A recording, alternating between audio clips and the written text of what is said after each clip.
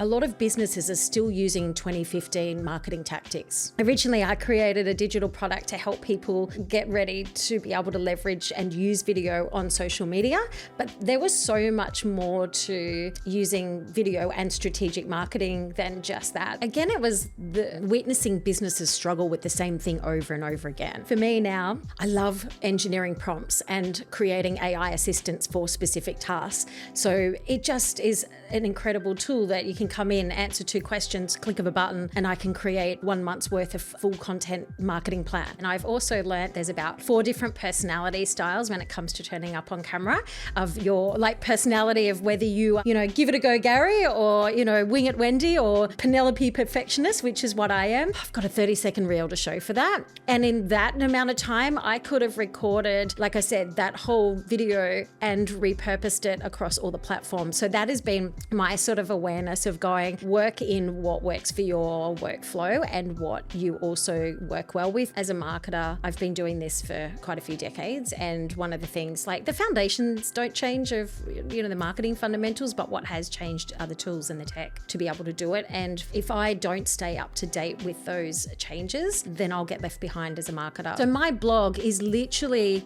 rewording what I've said out of my mouth, but in a written format that is header tags and the hierarchy, so it's optimized for SEO. And so to me, that's how we leverage AI better, or LLMs better, because we can get the more authentic conversation happening.